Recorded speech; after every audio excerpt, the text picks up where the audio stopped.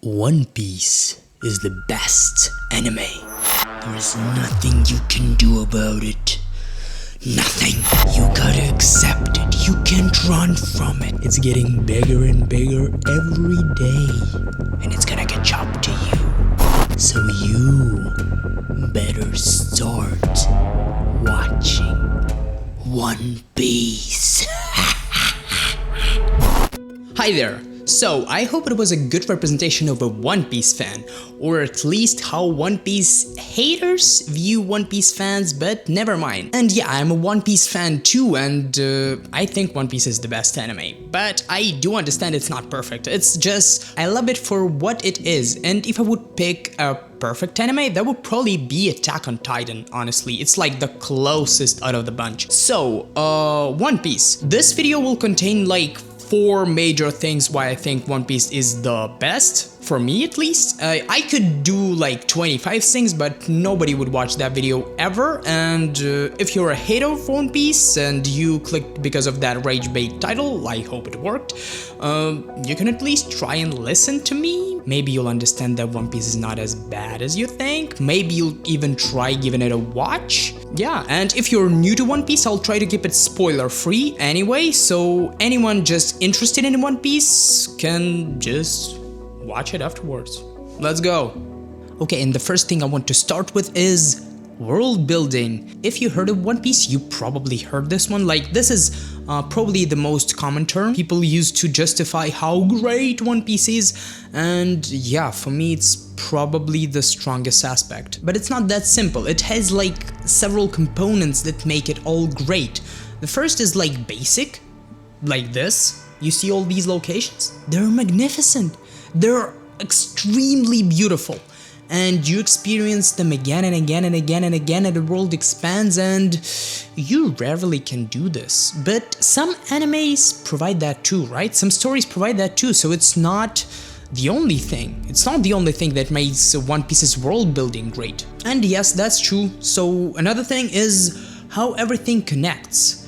Everything connects perfectly. It's like no detail is forgotten, no character is forgotten, no place is forgotten. Everything is used again and again and again over decades and decades as the author Oda writes this stuff. It's ridiculous, honestly. And this magnificent world where nothing is forgotten, it always expands, and it also expands in the flashbacks and in present time too. It adds the details of something that happened 20 years ago, 40 years ago, in that particular kingdom, with that particular person, and that impacted the whole world. And always, all big things impact the whole world. They not just happen. It actually feels like a real world. And as a result of all this, it feels like you actually live through the story. Honestly, the first time I watched One Piece, I felt like I lived another life. Like, I'm not even exaggerating. It was astonishing. It's not only about the length, it's just the way story is built. It's so detailed and nuanced and emotional, and like all aspects of it add up to something different. But I briefly talked about details, and details, mysteries, and foreshadowings are our next topic that we're gonna talk about. Okay, so mysteries, foreshadowings, and details. Let's start from foreshadowings and details. Honestly, this story is so detailed, it breaks my mind sometimes. I don't know what type of planning the author, let's just agree that the author is like Ichiro Oda. I will call him Oda. So, I don't know what type of planning does Oda do for such a big story to have such details, but it's just mind-boggling.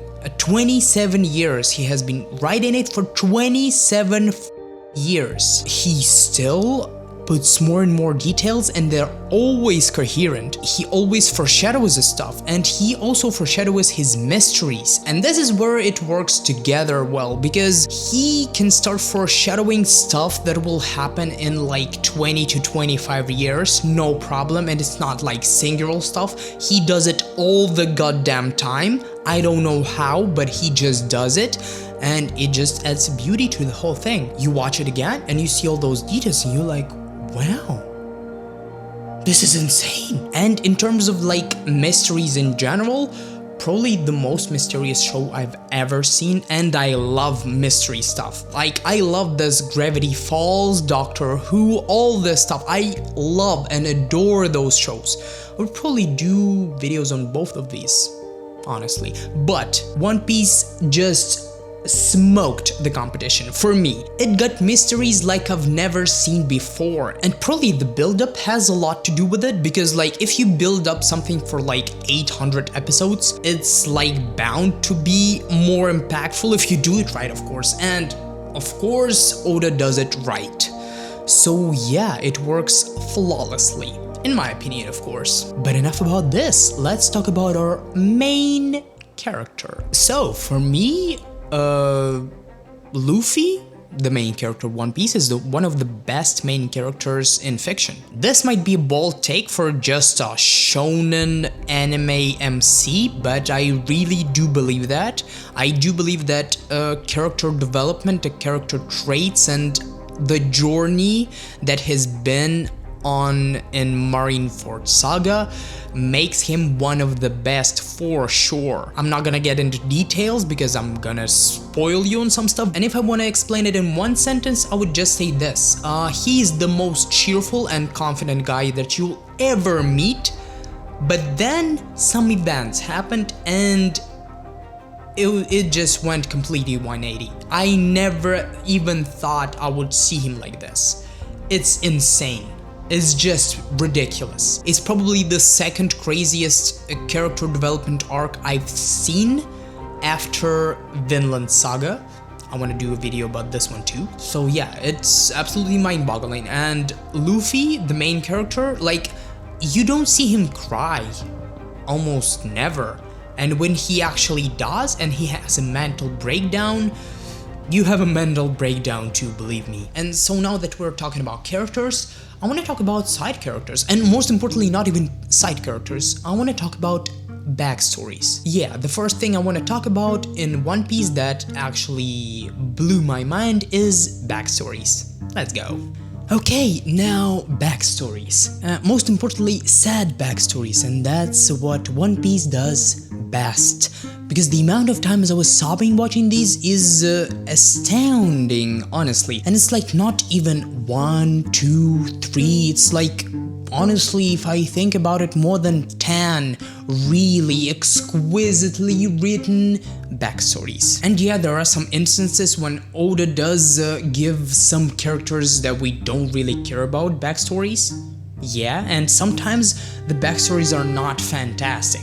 But when they are fantastic, and when they're for just a side character of particular arc, not just the whole series, like a minor character, it just hits so hard, and you remember this character for a long time. And this thing also helps Oda to expand this already huge universe. You remember those characters, and when they return, you actually give a damn. Not always, of course, not always. Like, as I said, One Piece is not perfect, but when it does something right, it is magnificent. And it's also the case with the backstories. But the backstories of the main cast, like almost every member, not almost, every member of Straw Hat Pirates, every member of like the main crew has absolutely amazing backstory. Besides the main character, besides Luffy, he's alright, yeah. But still, it's like, it helps you to love them in a different way. So yeah, I think that's it. I still think that I can talk about One Piece more and more and more for hours, but nobody's gonna listen. And maybe I'll do some other videos on One Piece. I would probably cover Marineford Saga, honestly. Do a video just about that, because this part of One Piece definitely deserves its own video, and then, I don't know, we'll see. Don't slack off and watch One Piece.